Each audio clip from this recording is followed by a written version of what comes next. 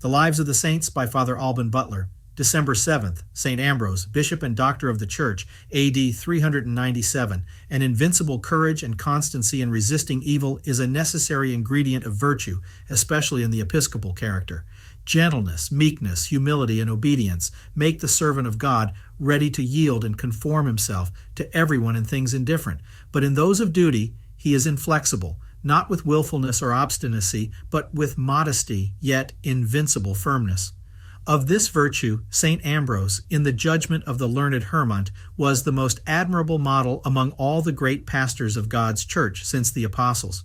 His father, whose name was also Ambrose, was prefect of the Praetorium in Gaul, by which office not only France but also a considerable part of Italy and Germany, the 5 Roman provinces in Britain, 8 in Spain, and Mauritania Tingitana in Africa, were under his jurisdiction. He was blessed with 3 children, Marcellina the eldest, who received the religious veil from the hands of Pope Liberius, Satyrus, and our saint, who bore his father's name. It is clear from Paulinus that he was born in the city where his father resided and kept his court in Gaul, but whether this was Arles, Lyons, or Triers, modern authors are not agreed in their conjectures. The saint's birth happened about the year 340. While the child lay asleep in one of the courts of his father's palace, a swarm of bees flew about his cradle, and some of them crept in and out at his mouth, which was open.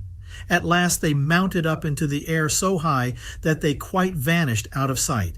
This was esteemed a presage of future greatness and eloquence. The like is said to have happened to Plato. The father of St. Ambrose dying while he was yet an infant, his mother left Gaul and returned to Rome, her own country. She took special care of the education of her children, and Ambrose profited much by her instructions and by the domestic examples which she, his sister, and other holy virgins that were with them, set him. He learned the Greek language, became a good poet and orator, and went with his brother Satyrus from Rome to Milan, which was then the seat of the Praetorium, or Supreme Court of Judicature. His writings are to this day a standing proof how vigorously he applied himself to human literature. Having finished his studies, he was taken notice of, and his friendship was courted by the first men of the empire, particularly by Anicius Probus and Symmachus, 2 persons of great learning and abilities, though the latter was an idolater. The first was made by Valentinian, in 368 Praetorian prefect of Italy, and in his court St. Ambrose pleaded causes with so much reputation that Probus made choice of him to be his assessor. Afterwards he made him governor of Liguria and Aemilia, that is, of all that country which comprehends at this day the archbishoprics, with the suffragan dioceses of Milan, Turin, Genoa, Ravenna, and Bologna. Probus, who was a magistrate of great worth and integrity, said to him at parting, "Go thy way, and govern more like a bishop than a judge." The young governor, by his watchfulness, probity, and mildness, endeavored to comply with this advice, which was most conformable to his natural goodness and inclinations. Auxentius, an Arian, and a violent and subtle persecutor of the Catholics, who upon the banishment of St. Dionysius had usurped the see of Milan and held it tyrannically for almost 20 years, died in 374. The city was distracted by furious parties and tumults about the election of a new bishop, some of the clergy and people demanding an Arian, others a Catholic for their pastor. To prevent an open sedition, St. Ambrose thought it the duty of his office to go to the church in which the assembly was held. There he made an oration to the people with much discretion and mildness, exhorting them to proceed in their choice with the spirit of peace and without tumult. While he was yet speaking, a child cried out, "Ambrose Bishop!" This the whole assembly took up, and both Catholics and Arians unanimously proclaimed him Bishop of Milan. This unexpected choice surprised him. He presently withdrew and made use of all the artifices he could to shun this charge. He ascended the bench of justice, and affecting to seem cruel and unworthy of the priesthood, caused certain criminals to be brought before him and put to the torture. The people, perceiving all the stratagems he made use of to be effected, continued still in their choice, whereupon he stole out of the city by night with a design to retire to Pavia. But missing his way, he wandered up and down all night, and found himself next morning at the gates of Milan. His flight being known, a guard was set upon him, and a relation of all that had passed was sent to the emperor, whose consent was necessary that an officer in his service should be chosen bishop. Ambrose wrote also to him on his own behalf, that he might be excused from that office. Valentinian, who was then at Trier, answered the clergy and people that it gave him the greatest pleasure that he had chosen governors and judges who were fit for the episcopal office, and at the same time he sent an order to the vicar or lieutenant of Italy to see that the election took place. In the meantime, Ambrose once more made his escape, and hid himself in the house of Leontius, one of those senators who had the title of clarissimi. But the vicar of Italy having published a severe order against anyone who should conceal him, or who, knowing where he was, should not discover him, Leontius, by an innocent kind of treachery, declared where he was. Ambrose, finding it in vain to resist any longer, yielded himself up, but insisted that the canons forbade anyone who was only a catechumen to be promoted to the priesthood. He was answered that such ecclesiastical canons may be dispensed with on extraordinary occasions. Ambrose therefore was first baptized, and after due preparation received the episcopal consecration on the 7th of December in 374, not in 375 as some have written, for Valentinian first died on the 10th of November in 375. St. Ambrose was about 34 years old when he was ordained bishop. He was no sooner placed in the episcopal chair, but considering that he was no longer a man of this world, and resolving to break all ties which could hold him to it, he gave to the church and the poor all the gold and silver of which he was possessed. His lands and estates he gave also to the church, reserving only an income for the use of his sister Marcellina during her life. The care of his family and temporalities he committed to his brother Satyrus, that, being disengaged from all temporal concerns, he might give himself up wholly to his ministry and prayer. So perfectly did he renounce the world, and his mind dwelt so much above it, that temptations to riches and honors never had any weight with him. Soon after his ordination, he wrote to the Emperor Valentinian severe complaints against some of the imperial judges and magistrates, to which the emperor replied, "I was long since acquainted with your freedom of speech, which did not hinder me from consenting to your ordination. Continue to apply to our sins the remedies prescribed by the divine law." St. Basil also wrote to him to congratulate with him, or rather with the Church, upon his promotion, and to exhort him vigorously to oppose the Arians and to fight a good fight. St. Ambrose first applied himself to study the Scriptures and to read ecclesiastical writers, particularly Origen and St. Basil. In his studies, he put himself under the conduct and instruction of Simplicianus, a learned and pious Roman priest, whom he loved as a friend, honored as a father, and reverenced as a master. This Simplicianus succeeded him in the Archbishopric of Milan, and is honored among the saints on the 16th of August. While St. Ambrose studied, he neglected not from the beginning assiduously to instruct his people. He purged the diocese of Milan of the leaven of the Arian heresy with such wonderful success that in the year 385 there remained not one citizen of Milan infected with it, except a few Goths, and some persons belonging to the Imperial family, as he assures us. His instructions were enforced by an admirable innocence and purity of manners, prayer, rigorous abstinence, and a fast which he kept almost every day. For he never dined except on Sundays, the feasts of certain famous martyrs, and all Saturdays, on which it was the custom at Milan never to fast. But when he was at Rome, he fasted on Saturdays. To avoid the danger of intemperance, he excused himself from going to banquets or great tables, and entertained others at his own with great frugality. He spent a considerable part both of the day and of the night in devout prayer, and every day offered the holy sacrifice of the altar for his people. He devoted himself entirely to the service of his flock, and of every state and condition in it, one laborious employment serving for relaxation from another. He allowed himself no moments for amusement. He relieved the poor, comforted the afflicted, and hearkened to all men with meekness and charity, so that all his people loved and admired him. It was an inviolable rule with him never to have any hand in making matches, never to persuade anyone to serve in the army, and never to recommend persons to places at court. He had a soul exquisitely tender and compassionate, and he often employed his interest to save the lives of condemned persons. He wept with those that wept, and he rejoiced with those that rejoiced. His charity was as extensive as the necessities of human nature, and he styled the poor his stewards and treasurers, in whose hands he deposited his revenues. It was his constant care and practice to do good for evil and to requite affronts and injuries by offices of kindness. His chamber was for the greatest part of the day filled with persons who came to consult him and to ask his private advice.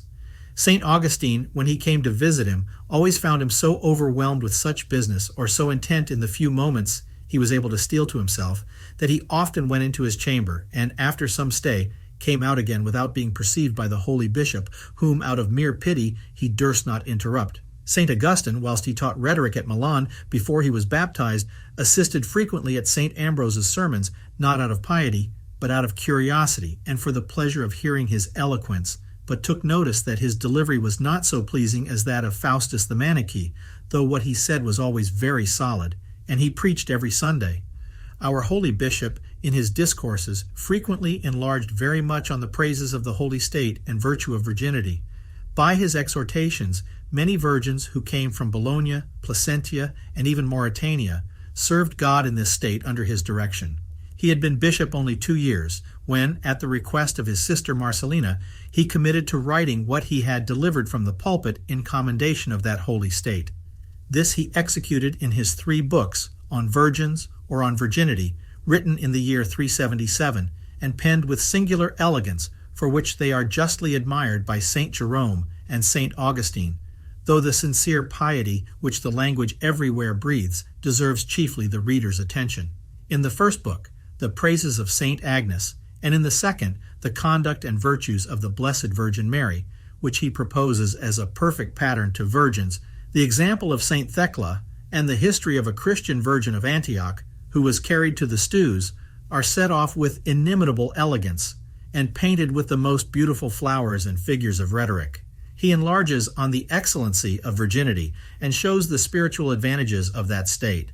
In the third book, he prescribes the principal duties of those who have embraced it, ordering them to be abstemious, to shun visits, and apply themselves to spiritual exercises and reflection, to pray often in the day, and to repeat the Lord's Prayer and the Psalms in bed before they sleep and when they awake, and to recite every morning the Creed as the seal of our faith. He adds that they ought to weep and to shun excessive mirth, particularly dancing, on which he mentions the fatal consequences of the dancing of Herodias' daughter.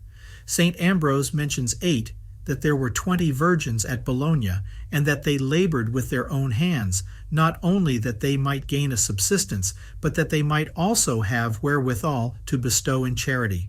St. Marcellina, who received the veil from Pope Liberius in the Church of St. Peter at Rome on Christmas Day, did not live in a society of virgins, but with her relations in Rome.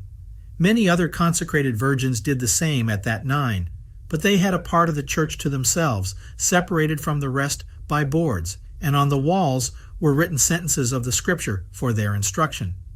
St. Ambrose wrote his treatise Of Widows soon after the former work to exhort them to perpetual chastity. This was soon followed by that. On virginity, which he compiled to give us from the Holy Scriptures a high idea of that virtue, but he adds a most necessary caution that the veil is not to be given rashly to young virgins, especially such as are of a light, inconstant behavior. Some complain, says he, that mankind will shortly fail if so many are consecrated virgins. I desire to know who ever wanted a wife and could not find one. The killing of an adulterer, the pursuing of waging war against a ravisher are the consequences of marriage. The number of people is greatest where virginity is most esteemed. Inquire how many virgins are consecrated every year at Alexandria, all over the East, and in Africa, where there are more virgins than there are men in this country. May not the French and Austrian Netherlands, full of numerous monasteries, yet covered with populous cities, be at present esteemed a proof of this remark? The populousness of China, where great numbers of newborn infants are daily exposed to perish, is a dreadful proof that the voluntary virginity of some, in these remote ages of the world, is no prejudice. Wars and the sea, not the number of virgins, are the destroyers of the human race, as St. Ambrose observes, though the state of virginity is not to be rashly engaged in, and marriage is not only holy, but the general state of mankind in the world. St. Ambrose's book, entitled The Institution of a Virgin, contains a confutation of Bonosus, who renewed the error of Helvidius, denying the perpetual virginity of the Holy Mother of God. The saint adds the instructions he had given to Ambrosia, one of the 20 virgins at Bologna who served God under his direction. He shows that retirement, silence, humility, and prayer are the principal duties of a Christian virgin. Towards the end, the ceremonies of the solemn profession of a virgin are described. she presented herself at the foot of the altar, where she made her profession before the people. The bishop preached to her and gave her the veil which distinguished her from other virgins. But her hair was not cut, as was done in the initiation of clergymen and monks. In the close, the author invites Jesus Christ to come on the day of these spiritual nuptials to receive his handmaid, who consecrates herself to him by a public profession after having long before dedicated herself to him in spirit and in her heart. The Emperor Valentinian I, who resided sometimes at Trier, sometimes at Milan, died of an apoplexy in Pannonia, being engaged in a war against the Sarmatians and the Quadi on the 17th of November, in the year 375, of his age 55. Gratian, his eldest son, by his first wife Severa, then 16 years old, was then at Triers, and had been before associated by his father in the empire. Valentinian, his younger son by Justina, a second wife, was with his mother on the borders of Pannonia, and him the army of his father saluted emperor, though he was then only 4 years old. Gratian took not this step amiss, but confirmed to his brother that dignity, and promised to be to him a father, and contenting himself with the provinces which lie on this side of the Alps, yielded up to him Italy, Africa, and Illyricum, though he kept the administration till his brother should be of age, and resided at Trier or Mentz. Fritigern, king of the Goths, having invaded the Roman territories in Thrace and Pannonia, Gratian determined to lead an army into the east to the succor of his uncle Valens. But in order to guard himself against the snares of Arianism, of which Valens was the protector, he desired of St. Ambrose, whom he honored with a singular veneration, some instructions in writing against that heresy. In compliance with this request, the holy prelate wrote in 377 the work entitled On the Faith to Gratian, or On the Trinity, which with 3 books which he added in 379 consists of 5 books, and is an excellent confutation of the Arian heresy, is written with much wit, vigor, and subtlety. The subject is set off with lively and pleasant descriptions, and the objections are removed with great clearness. St. Ambrose's books of the Holy Ghost are written in a less concise, less lively, and smart style than the former, because, says St. Augustine, the subjects required not ornaments of speech to move the heart, but proofs of the divine truth concerning the consubstantiality of the third person addressed to the understanding. Many things in it are copied from St. Athanasius and from Didymus, and St. Basil's books on that subject. St. Ambrose's book on the Incarnation is an answer to certain objections of the Arians, addressed to 2 officers of Gratian's court. Valens was defeated by the Goths, whom he had rashly engaged not very far from Adrianople, and was himself burnt in a cottage into which he had retired in his flight in order to have his wounds dressed in 378. His unhappy death was looked upon as a just judgment for his persecution of the Catholics, and his tyranny, especially in having caused the streets of Antioch to swim with streams of innocent blood, and many houses to be consumed by flames, for which it was said he deserved to be himself burned, and as he was hated while he lived, so he died without being regretted.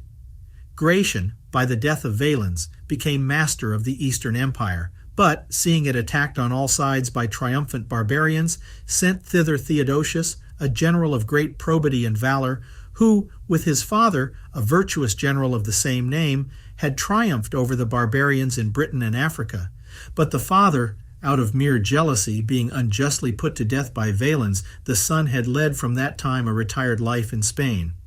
Theodosius vanquished the Goths, pacified the whole empire, and made excellent regulations in all the provinces under his command, insomuch that on the 16th of January in 379, Gratian gave him the purple and crown at Sirmic in presence of their 2 armies, and declared him his colleague and emperor of the East, giving him Thrace and all that Valens had possessed, and also the eastern part of Illyricum, of which Thessalonica was then the capital. The Goths had extended their ravages from Thrace into Illyricum, and as far as the Alps. St. Ambrose, not content to lay out all the money he could raise in redeeming the captives, employed for that use the gold vessels belonging to the Church, which he caused to be broken and melted down, but such only as were not yet consecrated, reserving those which were for a more pressing necessity. The Arians reproached him upon this account, to whom he answered that he thought it much more expedient to save the souls of men than gold, for not only the lives of the captives and the honor of the women were preserved, but the children were rescued from being educated in idolatry. "I find," said he, "that the blood of Jesus Christ poured out in the gold plate hath not only shone therein, but hath also impressed upon it the virtue of redemption." Many Arians who upon that occasion fled from Illyricum into Italy were converted to the faith by the care of St. Ambrose, who was indefatigable in every branch of his pastoral charge. Every Lent he bestowed so much pains and labor in instructing the catechumens that when he died, 5 bishops could hardly go through with that which he used himself to perform. In 379, St. Ambrose lost his brother Satyrus, to whom he had committed the care of all his temporal affairs. Satyrus, attempting to go to Africa to recover some money due to his brother, was shipwrecked, and, not being baptized, desired some that were them to give him the holy mysteries, that is, the blessed Eucharist, to carry with him, for the faithful carried it in long voyages, that they might not die deprived of it. As none but those who were baptized were allowed even to have a sight of it, Satyrus begged them to wrap it in an orarium, which was a kind of long handkerchief, at that time worn by the Romans about their necks. This he wrapped about him and threw himself into the sea without seeking a plank to support him, yet by swimming he was the first who came to land. It seems to have been in the Isle of Sardinia. Satyrus, being then a catechumen, addressed himself to the bishop of the place in order to be immediately baptized, but first asked him whether he was in communion with the Catholic bishops, that is, with the Church of Rome, says St. Ambrose. And finding that he took part in the schism of Lucifer, he chose rather to venture again upon the sea than to receive baptism from a schismatic. When he arrived in a Catholic country, he was baptized, the grace of which sacrament he never forfeited, as his brother affirms. Satyrus died soon after his return to Milan, in the arms of St. Ambrose and St. Marcellina, and left his wealth to be disposed of by them without making a will. They thought he had only made them stewards of it, and gave it all to the poor. The funeral of Satyrus was performed with great solemnity, at which St. Ambrose made an oration, which is extant, from which these particulars are taken. The 7th day after, they returned to the grave to repeat the solemn obsequies, as was usual, and St. Ambrose made there another discourse, in which he expatiated on the happiness of death and the belief of the resurrection, on which account it is often called a discourse on the resurrection. The Church commemorates St. Satyrus on the 17th of September. In 381, St. Ambrose held a council at Milan against the heresy of Apollinaris, and assisted at another at Aquileia, in which he procured the deposition of 2 Arian bishops, named Palladius and Secundianus. In a journey which he made to Sirmic, he compassed the election of a Catholic bishop to occupy that see, notwithstanding the intrigues of the Empress Justina in favor of an Arian candidate. In 382, our saint assisted at a council which Pope Damasus held at Rome in order to apply a remedy to the divisions which reigned in the Oriental Church about the see of Antioch. Paulinus relates that while he continued there, a certain woman that kept a public bath and lay bedridden of a palsy caused herself to be conveyed in a chair to the place where the holy bishop said Mass, and importuned him to intercede with heaven for her. And while he was praying and laying his hands upon her, she caught hold of his garments, and kissing them, found her strength return, and rose up and walked.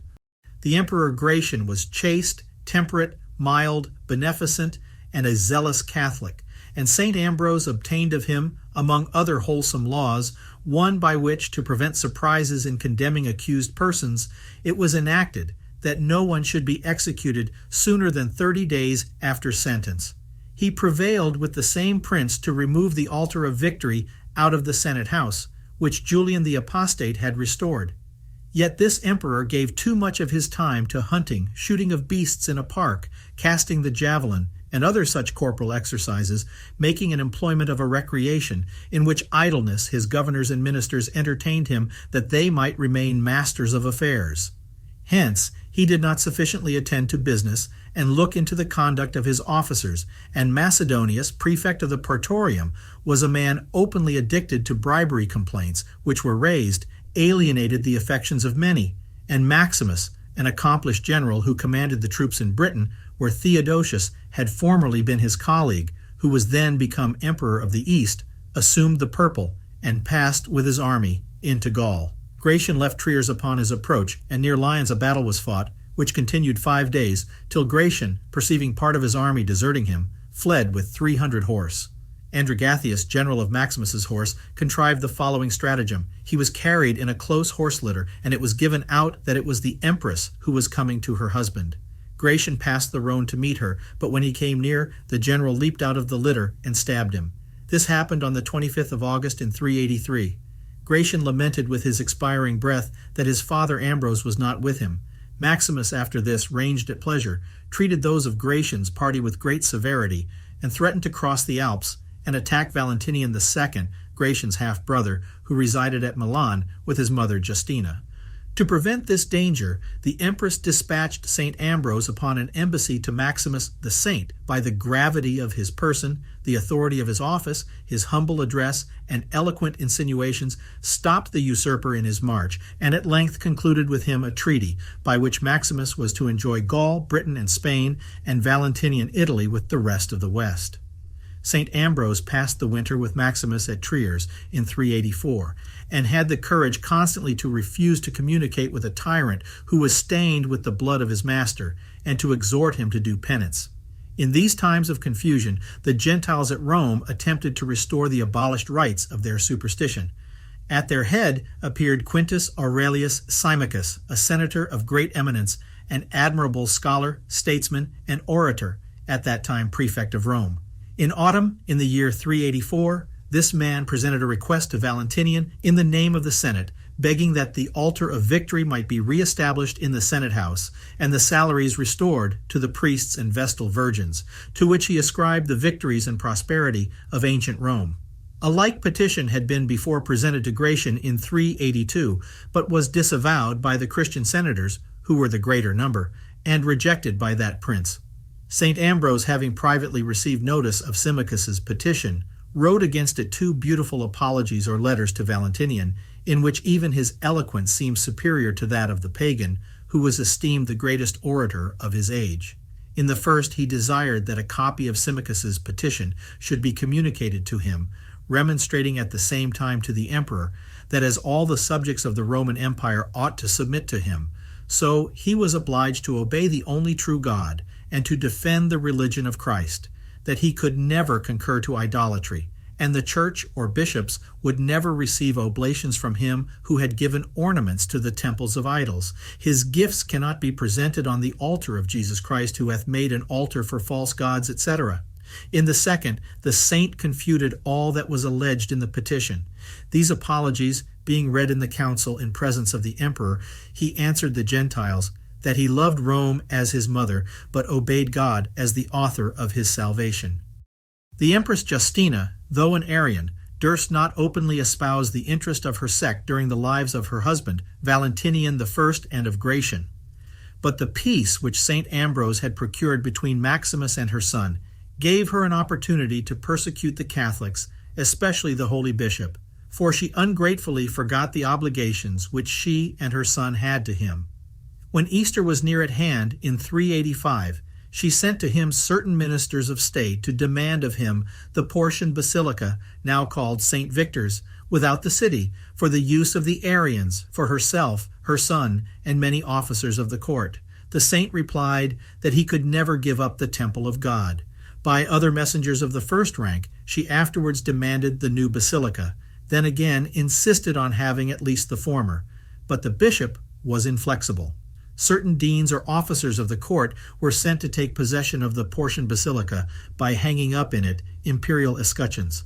The citizens, enraged at this violence, seized in the street an Arian priest called Castellus. St. Ambrose, being informed of this whilst he was at the altar, wept bitterly, prayed that God would suffer no blood to be shed, and sent out certain priests and deacons who delivered the Arian priest. The court, to punish the citizens for this commotion, taxed them 200 pounds weight in gold. They answered that they were willing to pay as much more, provided they might be allowed to retain the true faith. Certain counts and tribunes came to summon St. Ambrose to deliver up the basilica, saying the emperor claimed it as his right. The bishop answered, should he require what is my own, as my land or my money, I would not refuse him, though all that I possess belongs to the poor. But the emperor has no right to that which belongs to God. If you require my estate, you may take it. If my body, I readily give it up. Have you a mind to load me with irons or to put me to death? I am content. I shall not fly to the protection of the people, nor cling to the altars. I choose rather to be sacrificed for the sake of the altars." St. Ambrose continued all that day in the old basilica, but at night went home to his house, that if they designed to seize him, they might readily find him. The next morning, which was Wednesday, he went out before day to the old basilica, which was immediately surrounded with soldiers. A troop of soldiers was sent to seize on the new church, but St. Ambrose sent certain priests thither to officiate, and they threatened the soldiers with excommunication if they offered any violence, and they came into the church and prayed peaceably, being Catholics. In the evening, St. Ambrose preached on patience. After the sermon, a secretary arrived from the court, who, calling the bishop aside, made him severe reproaches, and told him that he set himself up for a tyrant. The bishop replied, "Maximus, who complains that by my embassy I stopped him from marching into Italy, says not that I am the tyrant over Valentinian. Bishops never set themselves up for tyrants, but have often suffered much from tyrants. The Catholics spent all that day in sorrow, and the basilica being surrounded with soldiers.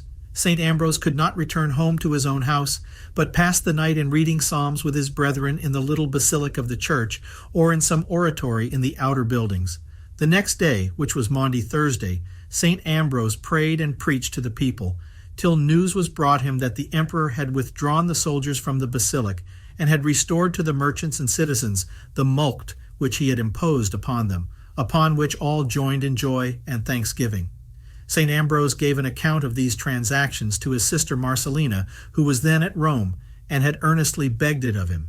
At the conclusion of this relation, he adds that he foresees greater commotions. After this, he says, "The eunuch Caligonus, high chamberlain, said to me, 'Thou despisest Valentinian, while I am yet living, I will cut off thy head.'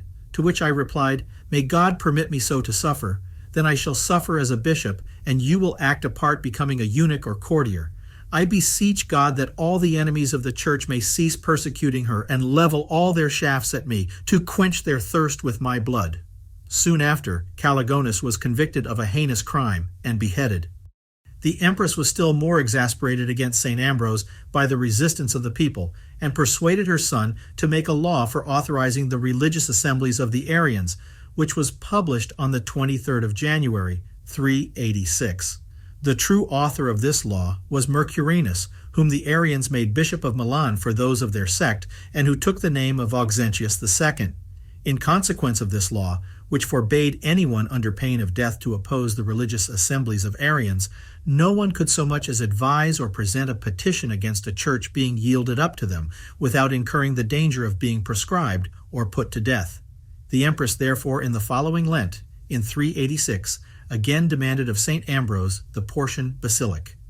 The holy prelate answered, "Naboth would not give up the inheritance of his ancestors, and shall I give up that of Jesus Christ? God forbid that I should abandon that of my fathers, of St. Dionysius, who died in exile for the defense of the faith, of St. Eustorgius the Confessor, of St. Miraculous, and of all the other holy bishops my predecessors." Dalmatius, a tribune and notary, came to St. Ambrose from the emperor with an order that he should choose his judges at court, as Auxentius had done on his side, that his and Auxentius's cause might be tried before them and the emperor, which if he refused to do, he was forthwith to retire and yield up his see to Auxentius. The saint took the advice of his clergy and of some Catholic bishops who were then at Milan, then wrote his answer to the emperor, wherein, amongst other things, he says, "Who can deny that in causes of faith the bishops judge Christian emperors? So far are they from being judged by them. Would you have me choose lay judges, that if they maintain the true faith, they may be banished or put to death? Would you have me expose them either to a prevarication or to torments? Ambrose is not of that consequence, for the priesthood to be debased and dishonored for his sake. The life of one man is not to be compared with the dignity of all the bishops. If a conference is to be held about the faith, it belongs to the bishops to hold it, as was done under Constantine, who left them the liberty of being judges." After sending this remonstrance to the emperor, signed by his own hand, St. Ambrose retired into the church, where he was for some time guarded by the people, who stood within doors night and day, lest he should be carried away by violence, and the church was soon surrounded by soldiers sent from court, who suffered people to go in, but no one to come out. St. Ambrose, being thus shut up with the people, preached often to them. One of those sermons which he made on Palm Sunday is extant under this title, On Not Delivering Up the Basilicas. In it he says, "Are you afraid that I would forsake you to secure my own life? But you might have observed by my answer that I could not possibly forsake the Church, because I fear the Lord of the whole world more than the Emperor, that if they carry me by force from the Church, they may draw away my body, but they can never separate my mind from it, that if he proceeds against me as a prince, I will suffer as a bishop. Why then are you troubled? I shall never quit you voluntarily, but I can never resist or oppose violence. I can sigh and lament, I can weep and groan, but tears are my only arms against swords, soldiers, and Goths. Bishops have no other defense. I ought not to resist any other ways. But as to flying away and forsaking my church, that I will never do. The respect which I have for the emperor does not make me yield cowardly. I offer myself willingly to torments, and fear not the mischiefs they threaten me with. It was proposed to me to deliver up the vessels belonging to the church. I answered that if they asked me for my land, my gold, or my silver, I willingly offered them, but I can take nothing out of the church of God. If they aim at my body and my life, you ought only to be spectators of the combat.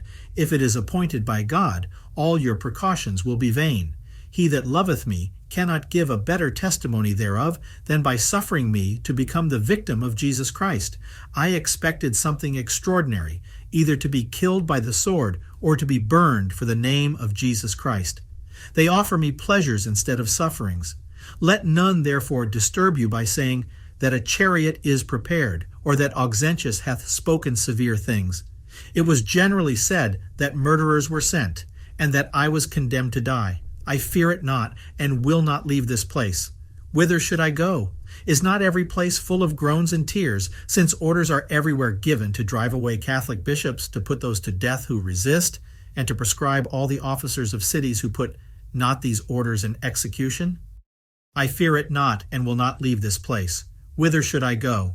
Is not every place full of groans and tears, since orders are everywhere given to drive away Catholic bishops, to put those to death who resist, and to proscribe all the officers of cities who put not these orders in execution? What have we said in our answers to the emperor, which is not agreeable to duty and humility?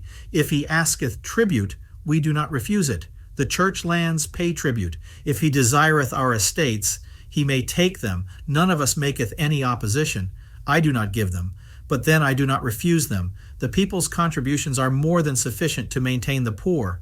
We are reproached on account of the gold which we distribute amongst them. So far am I from denying it that I glory in it. The prayers of the poor are my defense.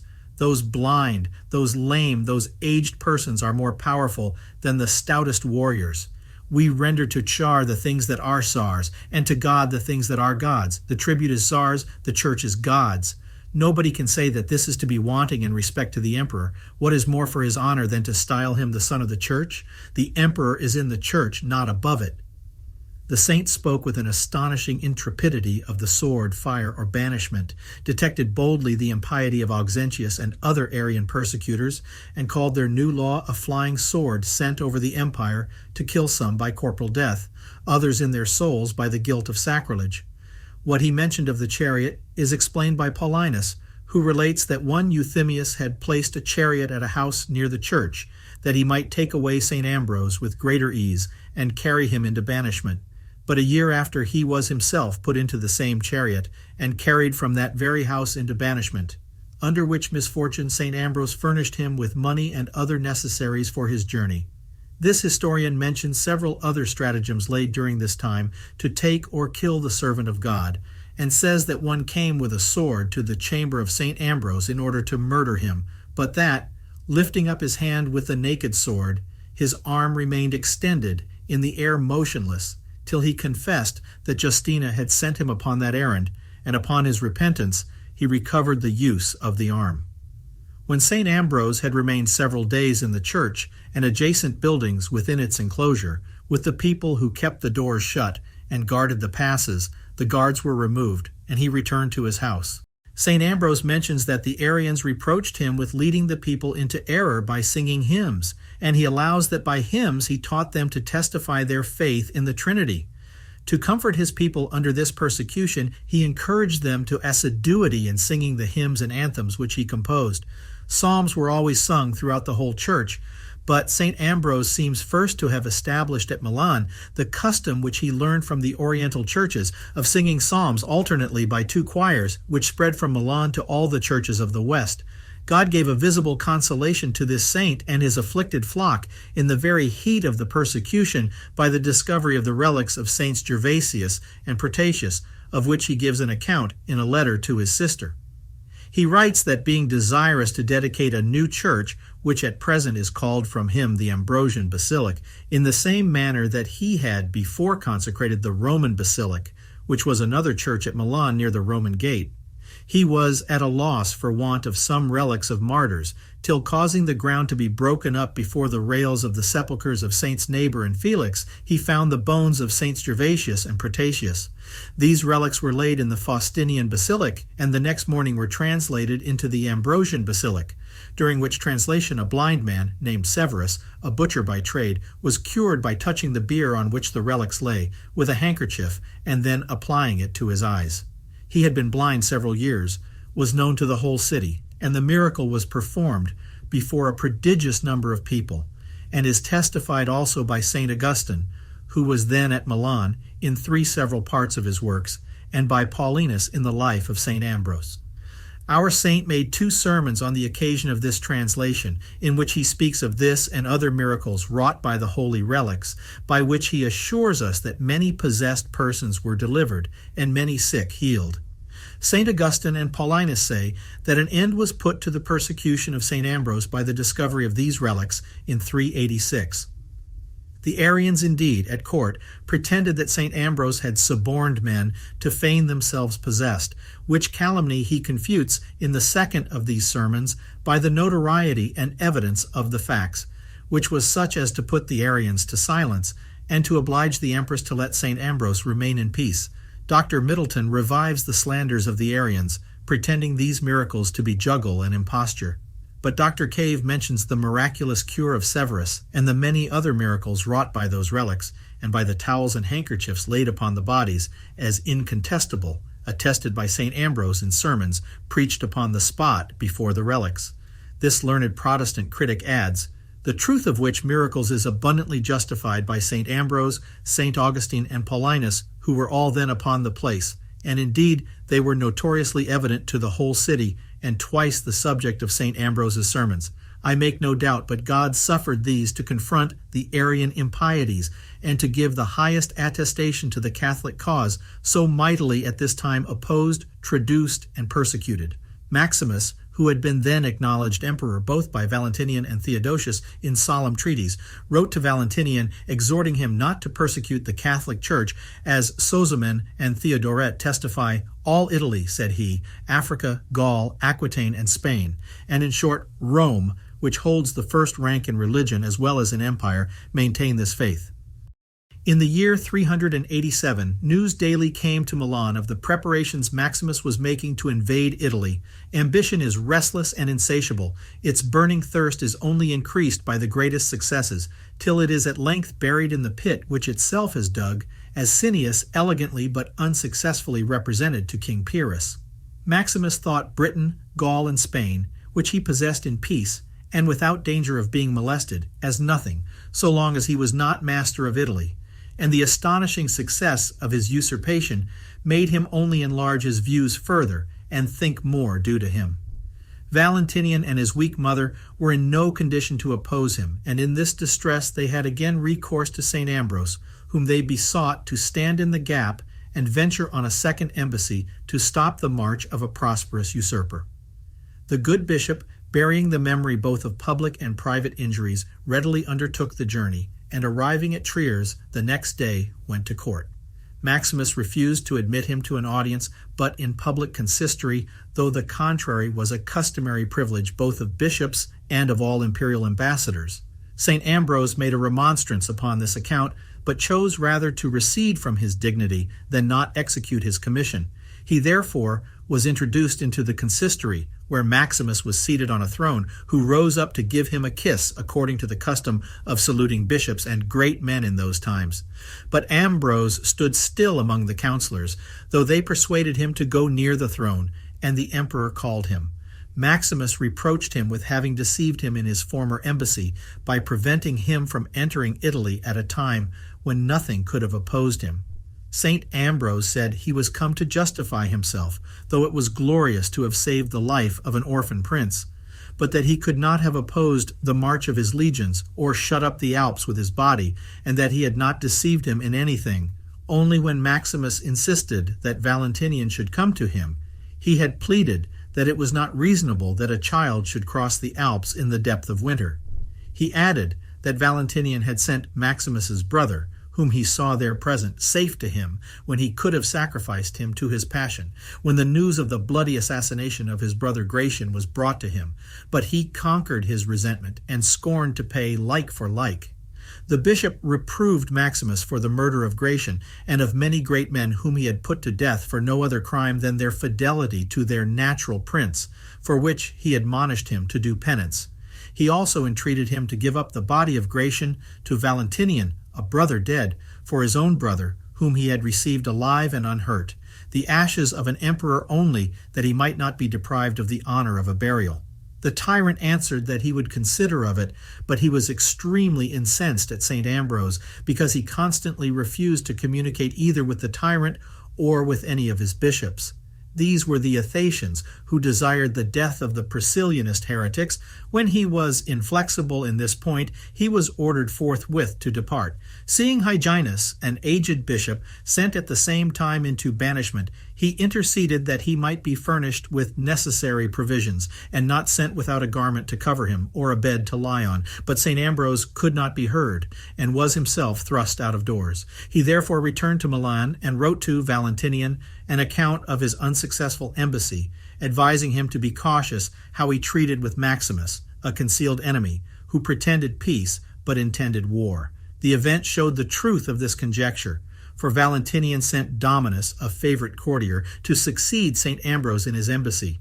Maximus entertained him with all the obliging caresses and demonstrations of honor, amused him with assurances, and, as an instance of his friendship towards Valentinian, sent back with him a considerable part of his army, as he gave out, to assist the emperor against the barbarians, who were then falling upon Pannonia.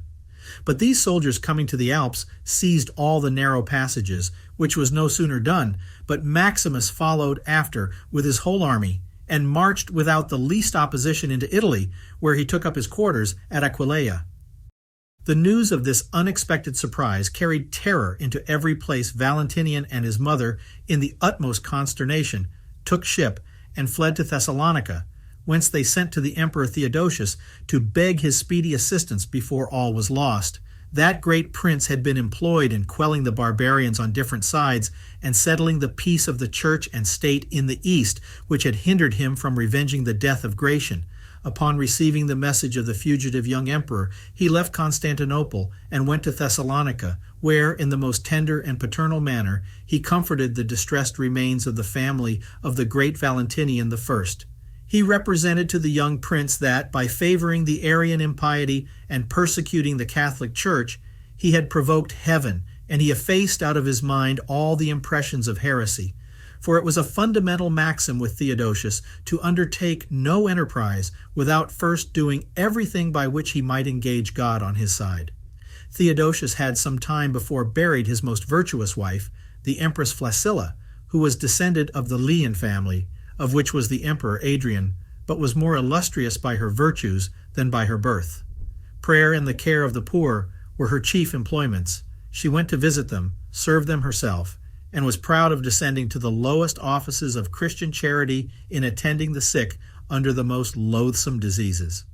She made no other use of the entire confidence which her husband reposed in her, and of the influence which her virtue and amiable qualifications gave her over the mind of that great prince, than to inspire him with piety, the most sacred respect for the divine law, and the warmest zeal for religion, finding much more pleasure in seeing him holy than seeing him master of the world. To preserve him from the snares of the Arians, whose impiety she detested, she engaged him to chase from his palace some who kept a secret correspondence with Eunomius, and appealing to the decisions of the Nicene Council from all captious sophisms, avoided the dangers of subtle curiosity. Theodosius, being then a widower, and meeting at Thessalonica the Princess Galla, sister to Valentinian II, to give him a pledge of his friendship, married her, and in spring 388 declared war against Maximus, and dismissed the ambassador the tyrant had sent to court his favor. It was his chief care to procure the blessing of God upon his army. For this he gave orders for solemn prayers to be everywhere put up to God, and sent to entreat the most eminent solitaries in Egypt to lift up their hands to heaven while he fought. He consulted in particular St. John, who foretold his victory and the principal events of his reign. Setting out from Thessalonica, he caused excellent regulations for the discipline and moderation of his troops in their march to be made and observed, insomuch that no city nor province was aggrieved by their passage. With incredible valor and prudence he entirely defeated Maximus upon the banks of the Save, near Siccia, now Piseg, in Pannonia, and soon after that tyrant's brother Marcelin upon the Drave, though their armies were superior in numbers to his own.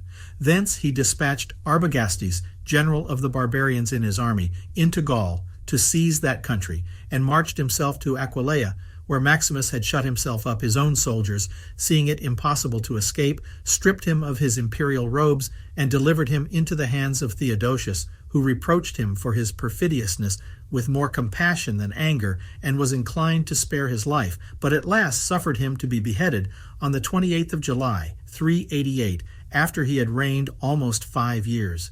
Theodosius proceeded to Milan, where he stayed from the 10th of October to the latter end of May.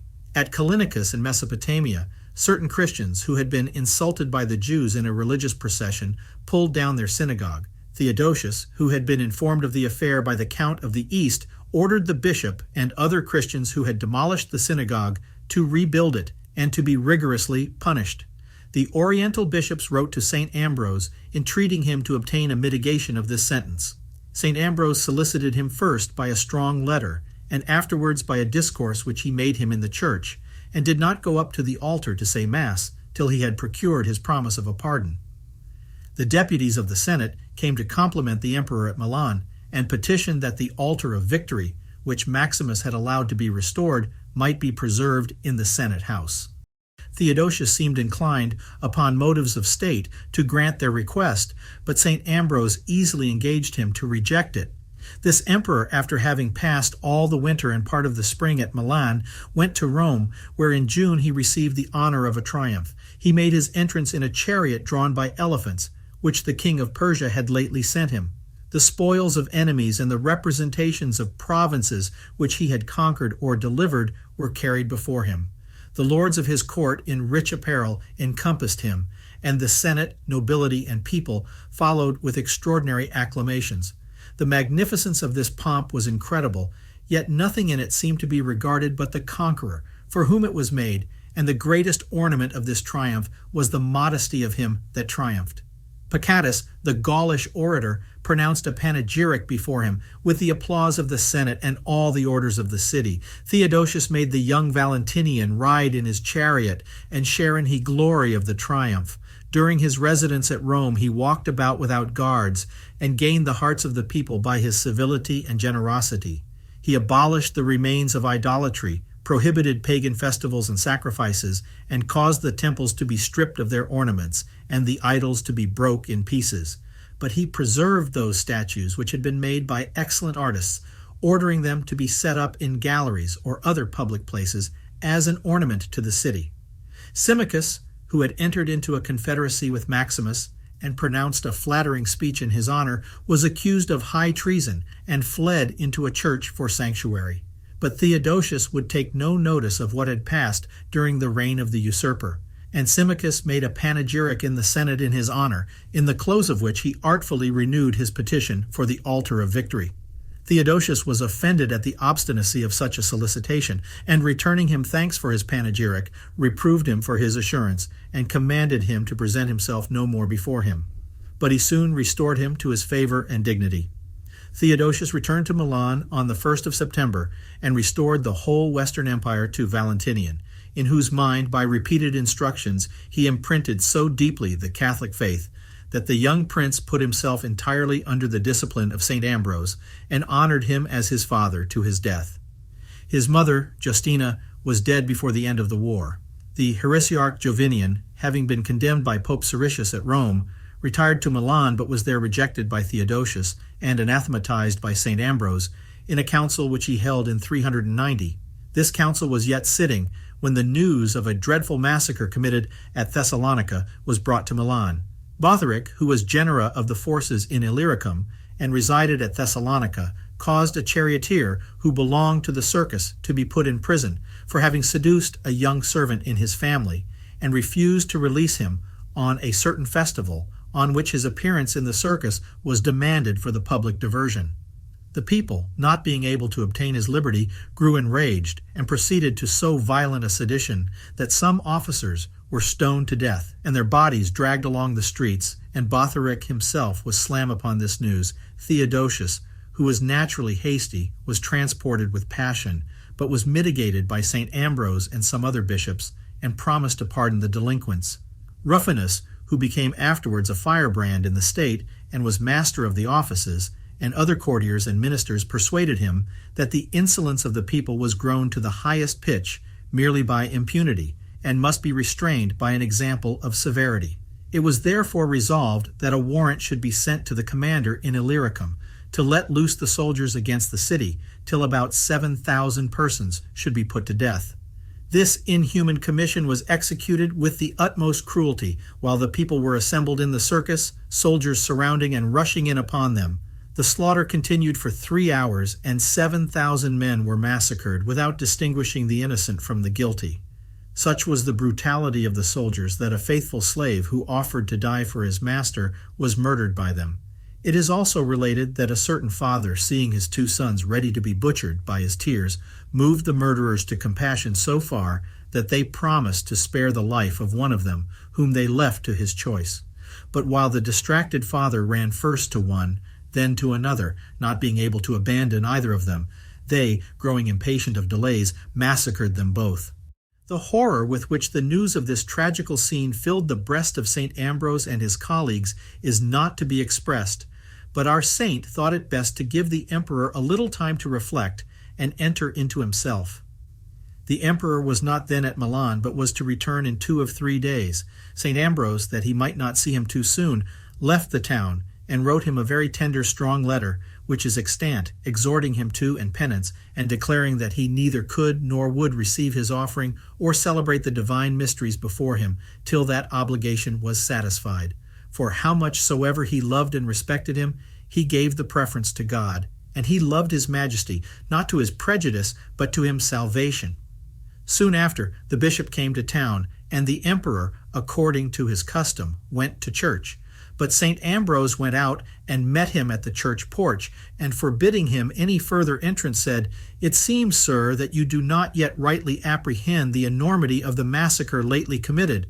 Let not the splendor of your purple robes hinder you from being acquainted with the infirmities of that body which they cover. You are of the same mold with those subjects which you govern, and there is one common Lord and Emperor of the world. With what eyes will you behold his temple? With what feet will you tread his sanctuary? How will you lift up to him in prayer those hands which are still stained with blood unjustly spilled? Depart, therefore, and attempt not by a second offense to aggravate your former crime, but quietly take the yoke upon you which the Lord has appointed for you. It is sharp, but it is medicinal, and conducive to your health." The prince offered something by way of extenuation and said that David had sinned. The holy bishop replied, "Him whom you have followed in sinning, follow also in his repentance." Theodosius submitted, accepted the penance which the church prescribed, and retired to his palace, where he passed 8 months in mourning without ever going into the church, and clad with penitential or mourning weeds. After this term, the feast of Christmas being come, he remained still shut up in his palace, shedding many tears. Rufinus, the master of the offices and prefect or comptroller of his household or palace, who was not baptized before the year 391, asked him the reason of his grief, and told him he had only punished criminals and had no cause to fall into depression of mind, for piety required not so cruel an affliction. Thus this courtier, after having induced his master to commit a crime, attempted by his flatteries to weaken his repentance. But the emperor, redoubling his tears and sighs, said to him, "Rufinus, thou dost but make sport and mock me. Thou little knowest the anguish and trouble I feel. I weep and bewail my miserable condition. The church of God is open to beggars and slaves, but the church doors, and consequently the gates of heaven too, are shut against me. For our Lord has peremptorily declared, whatever you shall bind on earth shall be bound in heaven." Rufinus said, "If you please, I will run to the bishop, and will use so many arguments with him that I will persuade him to absolve you." The emperor answered, "It will not be in your power to do it. I know the justice of the sentence he has passed, and he is an inflexible man where the laws of religion are concerned, and will never, out of respect to the imperial dignity, do anything against the law of God." He added that it was better to finish his penance than vainly demand the favor of an over-hasty absolution. Rufinus insisted upon it that he should prevail. Whereupon the emperor said, "Go quickly then," and flattering himself with the hopes that Rufinus had given him, he followed him soon after. St. Ambrose no sooner saw the comptroller coming towards him, but he abruptly broke out and said, "Rufinus, you carry your assurance and boldness beyond all bounds. You were the adviser and author of this massacre. How can you then intercede for another? You have laid aside all shame, and neither blush nor tremble at the remembrance of so great a crime, and an assault made upon the image of God." Rufinus fell to entreaties, and besought the bishop with all possible earnestness, adding that the emperor would be there by and by. "If so," said the bishop, "I tell you plainly, I shall forbid him to enter the church porch, and, if he think good to turn his power into force and tyranny, here I am, most ready to undergo any death and to present my throat to the sword." Rufinus, seeing the resolution of the bishop, dispatched a messenger to the emperor to inform him of what had passed, and to advise him to stay at home. The prince received the information in the midst of the high street, but said, "I will go and receive the affront and rebuke which I deserve." When he came to the enclosure of the holy place, he did not go into the church, but went to the bishop, who was sitting in the auditory, and besought him to give him absolution. St. Ambrose stood up and said, "What? Do you come here to trample upon the holy laws of God?" "I respect them," said the emperor. "I will not enter the sacred porch contrary to the rules. But I beseech you to free me from these bonds, and not shut against me the door which the Lord hath opened to all penitents." The bishop said, "What penance have you done after having been guilty of such a crime?" "It is your part," said the emperor, "to inform me what I ought to do, to prescribe the remedies and apply the plaster, and it is mine to submit and to comply with the prescriptions." St. Ambrose ordered him to place himself among the public penitents in the church. Sozomen assures us that the emperor made a public confession of his sin, and St. Ambrose, in his funeral oration, describes how he knelt at the church door and lay long prostrate in the rank of the penitents, repeating with David, "My soul hath cleaved to the pavement. O Lord, restore my life according to thy word." He remained in this posture, beating his breast from time to time, tearing his hair, and with tears running down his cheeks, begged pardon of God, lamenting his sin in the sight of all the people who were so touched at it as to weep along with him and to pray a long while. St. Ambrose enjoined him, before he gave him absolution, to draw up a law to cancel all decrees that are made in haste or passion, and to command a respite of 30 days before execution of all warrants or sentences which regard life or the forfeiture of estates, that it may be discovered if any surprise or passion had any part in it. This law the emperor forthwith commanded to be drawn up, and signed it with his own hand, promising always to observe it. Such a law in part had been made by Gratian 8 years before, with which this of Theodosius is now joined in one. Theodosius, after his absolution, passed no day to his death on which he did not bewail afresh this offense, into which he was drawn by surprise and through the instigation of others, as St. Ambrose remarks. Theodoret mentions another example of humility and religion which this great emperor showed while he was at Milan, which some moderns placed before and others after his penance. It happened on a great festival, that having brought his offering to the altar, he remained within the rails of the sanctuary, that is, within the chancel or choir. St. Ambrose asked him if he wanted anything. The emperor said he stayed to assist at the holy mysteries and to communicate. The bishop sent his archdeacon to him with this message: "My lord, it is lawful for none but the sacred ministers to remain within the sanctuary. Be pleased, therefore, to go out and continue standing with the rest. The purple robe makes princes, but not priests." Theodosius answered that he stayed not with the design of doing anything against the church, or out of any affectation to distinguish himself from all the rest, but that he thought the custom was the same at Milan as at Constantinople, where his place was in the sanctuary, and, after having thanked the archbishop for being so kind as to inform him of his duty, he went out of the rails and took his place among the laity. At his return to Constantinople, on the first great holiday that he went to the great church, he went out of the sanctuary after he had made his offering.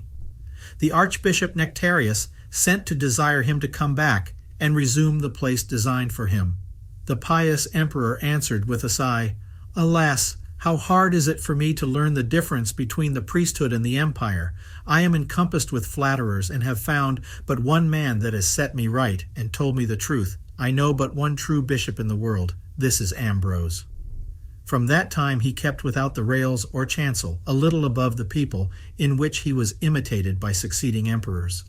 Theodosius, after staying almost 3 years in the West, left Valentinian in peaceable possession of that empire, and would carry home no other recompense of his labors and victories than the glory of having restored that prince and afforded so many nations a disinterested protection. In his return into the East, all the people came out to meet him with extraordinary joy, and his reception in every city on the road was a kind of triumph, especially at Constantinople, where he arrived on the 9th of November, 391, and he appeared more glorious by the marks of love which he received of his subjects than by the victories he had gained over his enemies. The young Valentinian followed in everything the advice and instructions of St. Ambrose, honoring and loving him with as much ardor as his mother had formerly persecuted him with fury. Never was Prince more ready to correct his faults.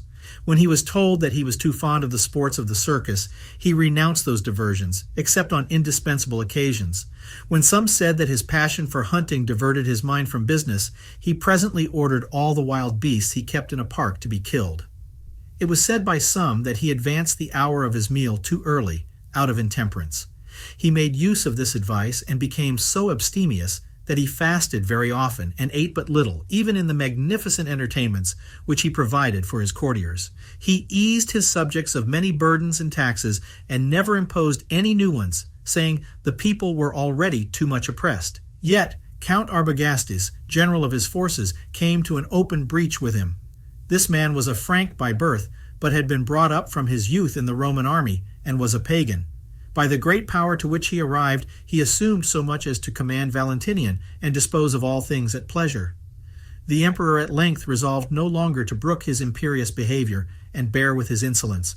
In 392, when they were both together in Gaul, busy in securing the country against the Germans, their misintelligence was carried to the highest pitch.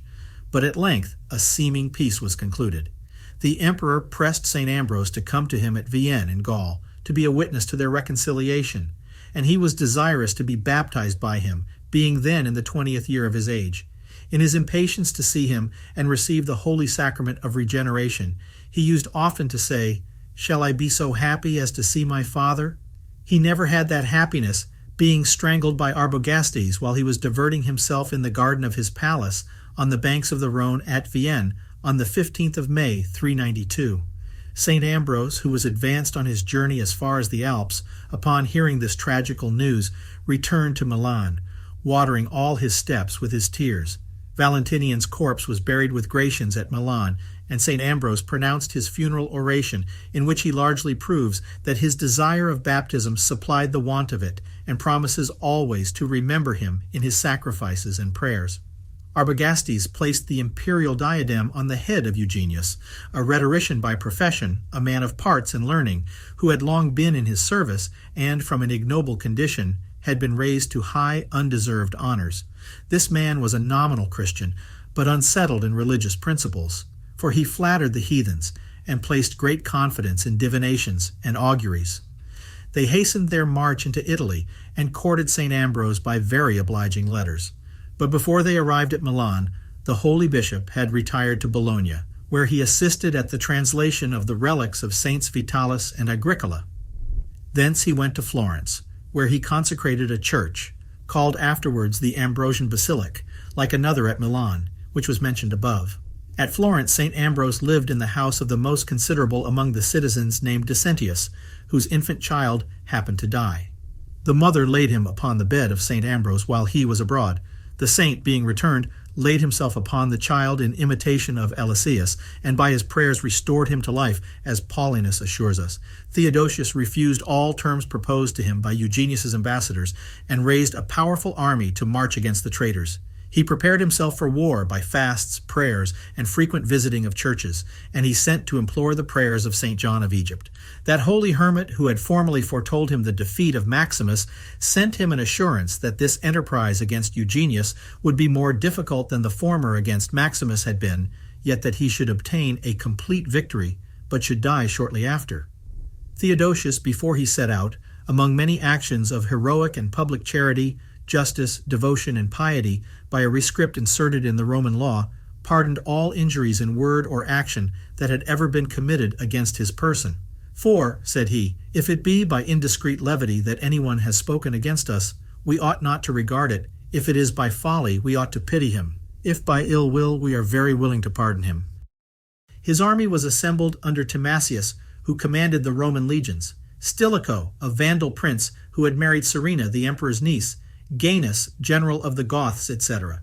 Theodosius joined them in Thrace, marched through Pannonia and Illyricum, and forced the passes of the Alps, which Arbogastes had so fenced and guarded as to look upon them as not only impregnable, but even inaccessible. Yet Arbogastes was not dismayed, and drew up his army in battalia in the spacious plains of Aquileia at the foot of the Alps. In the first engagement, Arbogastes gained the day, and in a second, the army of Theodosius was upon the point of being broken and dispersed, when, by a fervent prayer, he conjured God to defend the cause of his own divine honor. Soon after, there arose from the Alps an impetuous wind, which put the squadrons of the enemy into strange disorder, drove back their darts and arrows, and beat clouds of dust upon their faces, which deprived many of the use of their sight, and almost of their respiration, which gave Theodosius a complete victory. Theodore tells us that the prince, before this second battle, shut himself up one night in a church to pray, and falling asleep, saw in a vision 2 men in white, on white horses, who promised him that they would assist him. The one was St. Philip the Apostle, the other St. John the Evangelist. Evagrius and his companions, taking leave of St. John and Thebais, that holy man, giving them his blessing, said, "Go in peace, my dear children, and know that they hear this day in Alexandria that Theodosius has defeated the tyrant Eugenius. But this prince will not long enjoy the advantage of his victory, and God will ere long withdraw him out of this world." Eugenius, who was seated on a hill near the field of battle, was taken and brought to Theodosius, who reproached him with his crimes and credulity in the promises of heathenish diviners, and commanded him to be beheaded on the 6th of September in 394. Arbogastes, after wandering 2 days in the mountains, became his own executioner, thrusting 2 swords one after another through his body. Theodosius pardoned all the rest of their party, and never was any prince more moderate in his victory. He knew how to pardon, scarce how to punish, and he seemed to forget that he had enemies as soon as he had overcome. Being informed that the children of Eugenius and Flavian, general of his Roman forces, had taken sanctuary in the churches of Aquileia, he sent a tribune with an order to save their lives. He took care to have them educated in the Christian religion, left possessions for them, and used them as if they had been of his own family. As this victory was rather God's than his own, his first care was that a solemn thanksgiving should be rendered to him throughout his whole empire. He wrote particularly to St. Ambrose on that subject.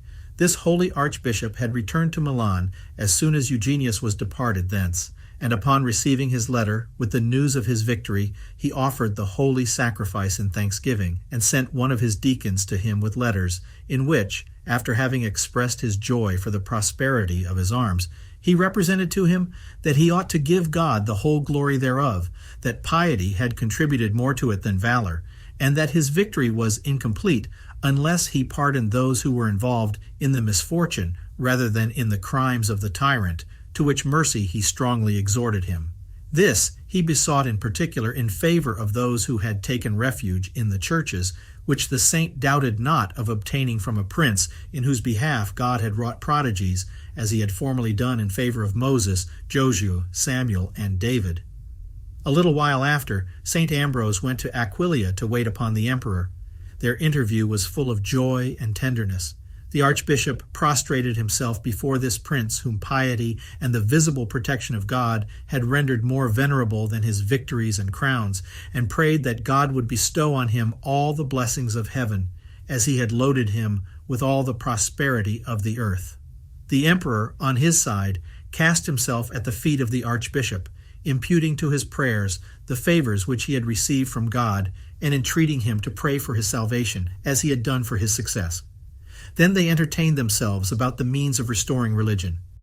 Theodosius soon followed St. Ambrose to Milan, who was gone the day before, but the prince refrained some time from the Holy Communion, because he had been stained with blood, though shed in a just and necessary war. In the meantime he studied by compunction to purify his soul, and was assaulted by a mortal dropsy, which the fatigues of his expedition and the severity of winter had brought on him. He sent for his children to Milan, and would receive them in the church on the day on which he received the communion the first time after his wars. He gave his 2 sons excellent instructions how to govern well. Then turning to St. Ambrose, he said, "These are the truths which you have taught me, and which I myself have experienced. It is your part to make them descend in my family, and to instruct, according to your custom, these young emperors whom I leave to you." The archbishop answered that he hoped God would give to the children a teachable heart and easy temper, which he had given the father. He granted and confirmed by law a general amnesty and pardon to all rebels who were returned to their duty, by which they were re-established in their estates and dignities. He discharged the people of the augmentations of tribute, desiring that his subjects might enjoy the advantage of a victory to which they had contributed by their prayers and labors. Nothing could be more pathetic than his last exhortations to those senators who still remained idolaters, that they would embrace the faith of Christ, in which he declared it to have been his greatest desire to make all his subjects faithful servants of Jesus Christ. He gave much of his time to his devotions and to pious conversation with St. Ambrose, in whose arms he expired on the 17th of January in the year 395, of his age the 50th. St. Ambrose preached his funeral sermon on the 40th day after his death, and his body was conveyed to Constantinople and everywhere received with honors which rather resembled triumphs than funeral solemnities.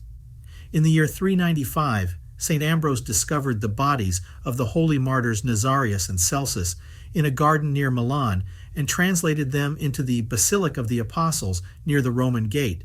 Their blood was gathered up with plaster and linen, and this was distributed to others as a precious relic. A person possessed with a devil was delivered by St. Ambrose at these relics, before which the devil tormented him till the saint bade him hold his peace. One who had counterfeited grants for the office of a tribune, the saint delivered to Satan, and even before the bishop had done speaking, the unclean spirit seized on him and began to tear him. At which, saith the Secretary Paulinus, we were all much terrified. He adds, we saw in those days many dispossessed at his command and by the laying on of his hands. He also mentions sick persons who were cured by his prayers. The reputation of St. Ambrose reached the most distant countries, and drew to Milan 2 Persians of the greatest authority and wisdom in that nation, who came thither furnished with many questions to make trial of his wisdom. They discoursed with him by the help of an interpreter for a whole day, and departed full of admiration. A little before our saint's death, Fritigil, queen of the Marcomanni, having heard of the fame of his sanctity from a certain Christian that came from Italy, was moved by it to believe in Jesus Christ, and sent ambassadors to him with presents for the Church of Milan, entreating St. Ambrose to instruct her by writing in what she was to believe. He sent her an excellent letter in form of a catechism, which is now lost. The queen, having received it, persuaded the king to submit himself and his people to the Romans, and went herself to Milan, but to her great affliction did not find St. Ambrose alive. Our holy bishop made the administration of the sacrament of penance a chief part of his pastoral care. Paulinus writes thus of him, "Whenever any person confessed their sins to him in order to receive penance, He shed such an abundance of tears as to make the penitent also to weep. The sins which were confessed to him he never disclosed to anyone, only interceded with God. In his writings, he explains in great detail all the parts and duties of penance. Speaking of the obligation of confessing sins, he says, "If thou wilt be justified, confess thy crime, for an humble confession loosens the bonds of sins." And again, "Why are you ashamed to do this in the church, where it ought only to be an object of shame not to confess our faults, seeing we are all sinners? Where he is most commendable, who is most humble, and he is the most just, who is the lowest in his own eyes." Against the Novatian heresy, St. Ambrose wrote his 2 books of penance. In the first, he shows that absolution is to be given to penitents for all sins, however grievous, but towards the end observes that their penitence must be condign and sincere. "If anyone," says he, "be guilty of secret asterisk sins, and does penance for them very heartily, in obedience to the commands of Jesus Christ, how shall he receive the reward, unless he be restored to the communion of the Church? I would have the guilty hope for the pardon of his sins, yet he should beg it with tears, sighs, and the lamentations of all the people. I would have him pray for absolution, and when it is twice or thrice delayed, let him believe that this delay proceeds from the want of importunity in his prayers. Let him redouble his weeping, let him render himself more worthy of pity, and then let him return. Let him throw himself at the feet of the faithful. Let him embrace them, kiss them, bathe them with his tears. And let him not forsake them, that so our Lord may say to him, 'Many sins are forgiven him because he loved much.'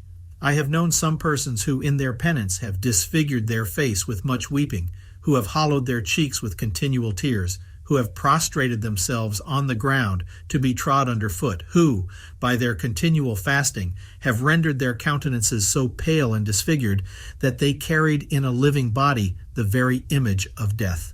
In the second book, after answering some objections of the Novatians, he shows that penance is false and fruitless, without a total change of heart and manners, in which its very essence consists. "There are others," says he, "who may be immediately restored to communion.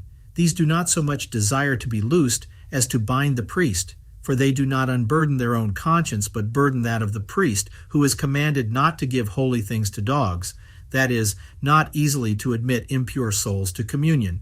I have found more persons who have preserved the innocence of their baptism than who have done penance as they should do after they have lost it. They must renounce the world and allow less time for sleep than nature requires. They must break their sleep with groaning and sighing, and employ part of that time in prayers. They must live in such a manner as to be dead to the use of this life. Let such men deny themselves and change themselves wholly," etc. St. Ambrose exhorts the faithful to very frequent communion, because the Holy Eucharist is our spiritual bread and daily nourishment, not a poison. In his book On the Mysteries, composed in 387, he instructs the new baptized, expounding the ceremonies of baptism and confirmation and the sacrament of the Holy Eucharist, which he does in the clearest terms. That this book on the mysteries is the undoubted work of our Holy Doctor is manifest not only from the unanimous consent of authors, but also from the first part of this book itself. After having explained the ancient types of the Eucharist as the sacrifice of Melchizedek, the manna, and the water flowing out of the rock, he adds, "You will say, perhaps I see something else. How can I be sure that I receive the body of Christ? Prove that it is not what hath been formed by nature, but what the benediction hath consecrated, and that the benediction is more powerful than nature, because it changes even nature itself." He urges the example of the rod of Moses changed into a serpent, and several other miracles. And lastly, the Incarnation, which mystery he compares to that of the Eucharist. "A virgin," says he, "brought forth." This is contrary to the order of nature. The body which we consecrate came forth of a virgin. Why do you seek for the order of nature in the body of Jesus Christ, since Jesus Christ was born of a virgin against the order of nature? Jesus Christ had real flesh which was fastened to the cross and laid in the sepulchre. So the Eucharist is the true sacrament of this flesh. Christ himself assures us of it. "This is," says he, "my body." Before the benediction of these heavenly words, it is of another nature. After the consecration, it is the body. If man's benediction has been capable of changing the nature of things, what shall we say of the divine consecration, wherein the very words of our Savior himself operate, the word of Jesus Christ, which could make that out of nothing which was not? Can it not change that which is into what it was not? Etc. The saint recommends to the new believers to keep the mysteries secret. St. Austin, who was baptized by St. Ambrose in 387, must have been present at these discourses which St. Ambrose then made to the neophytes. St. Ambrose was particularly careful in the choice of his clergy. This appears from several instances which the saint himself relates. One of his friends he would never be prevailed upon to admit among the clergy on account of some levity in his carriage. Another, who was one of the clergy, he forbade ever to walk before him on a like account, for he was persuaded that such faults proceed from an irregularity of the mind. He forbids the clergy to intermeddle with business or traffic, wishing them to be contented with their small patrimony, or, if they have none, with their salaries. In order to regulate the manners of the clergy that they might be the light of the world, he composed in 386 3 books on the offices of the ministers, in which, however, he often descends to general precepts of morality adapted to Christians of all denominations. One of St. Ambrose's last actions was the ordination of St. Honoratus, Bishop of Vercelli. A few days before he fell sick, he foretold his death, but said he should live till Easter. Before he took his bed, he continued his usual studies and expounded the 43rd Psalm. While he dictated this exposition, Paulinus, who was his amanuensis, looking up, saw a flame in the form of a small shield covering his head, and by degrees creeping into his mouth, upon which his face became white as snow, though soon after it returned to its usual complexion. I was so affrighted thereat, says Paulinus, that I remained without motion, and could not write what he dictated till the vision was over. He was then repeating a passage of Scripture which I well remember, and on that day he left off both writing and reading, so that he could not finish the psalm. We have this exposition of St. Ambrose upon the 43rd Psalm, which ends at the 25th verse, and nothing is said upon the 2 last. He must have been already sick, for Paulinus assures us that when he was well, he never spared the pains of writing his books with his own hand. After having ordained a bishop of Pavia, he was taken so ill that he kept his bed a long time. Upon this news, Count Stilicho, the guardian and prime minister of Honorius, who governed the Western Empire, was much troubled and said publicly, "The day that this great man dies, destruction hangs over Italy." And therefore, sending for as many of the nobility and magistrates of the city as he knew had the greatest interest and sway with the bishop, he persuaded them to go to him, and by all means prevail with him to beg of God a longer life. They went, and standing about his bed with tears, entreated him to intercede with heaven for his own life, for the sake of others, to whom he answered, "I have not so behaved myself among you that I should be ashamed to live longer, nor am I afraid to die, because we have a good master." He lay in a gallery, at the end whereof were 4 deacons, discoursing together who might succeed him. They spoke so low that they could hardly hear each other. Yet when they named Simplician, the bishop, though at a distance, cried out 3 times, "He is old, but good," at which they were so surprised that they hastened out of the place. As St. Ambrose was praying in the same place, he beheld Jesus Christ coming towards him with a smiling countenance. This he told Bassianus, Bishop of Lodi, who was praying with him, and from him Paulinus learned it. The saint died a few days after. The day on which he expired, he lay with his hands extended in form of a cross for several hours, moving his lips in constant prayer, though it could not be understood what he said. St. Honoratus, Bishop of Vercelli, was there, and being gone into an upper chamber to take a little rest, heard a voice crying 3 times to him, "Arise and make haste, for he is going to depart." He went down and gave him the body of our Lord, which the saint had no sooner swallowed, but he gave up the ghost. St. Ambrose died about midnight before Holy Saturday, the 4th of April, in 397. He was about 57 years old, and had been bishop 22 years and 4 months. The common suffrage of all antiquity has ranked him among the 4 great doctors of the Latin Church. His feast is kept on the 7th of December, the day on which he was ordained bishop, and he is honored on the same, not only in the Western calendars, but also in those of the Oriental Church. The body of St. Ambrose reposes in a vault under the high altar in the Ambrosian Basilica at Milan. It was first interred near the relics of Saints Gervasius and Prodigious. God was pleased to honor him by manifesting that through his intercession he protected the state against the idolaters. Radagaisus, a king of the Goths, a pagan, threatened the destruction of Christianity and the ruin of the Roman Empire, which he invaded with an army, it is said, of 200,000, others say 400,000 men, about the year 405. He had vowed to sacrifice all the Romans to his gods, and he seems to have been the last instrument which the devil raised to attempt to re-establish idolatry in the empire. The pagans among the Romans seemed disposed to rebel and openly imputed these calamities to the establishment of Christianity. But the Romans, commanded by Stilicho, obtained a complete victory without any loss of men, and Radagaisus was taken prisoner with his 2 sons and put to death. Tilemon gives the following relation. Radagaisus besieged Florence. This city was reduced to the utmost straits when St. Ambrose, who had once retired thither and who had now been dead 9 years, appeared to a person of the house where he had lodged and promised him that the city should be delivered from the enemy on the next day. The man told it to the inhabitants, who took courage and resumed the hopes which they had quite lost. And on the next day came Stilicho with his army. Paulinus, who relates this, learned it from a lady who lived at Florence. And this proves what St. Paulinus, the Bishop of Nola, says, that God granted the preservation of the Romans to the prayers of St. Peter, St. Paul, and the other martyrs and confessors who were honored by the Church throughout the empire. Though the forces of the Emperor Honorius were too weak to oppose this torrent, at their approach Radagaisus was struck with a sudden pain and fled, and his scattered troops were taken and sold like droves of cattle.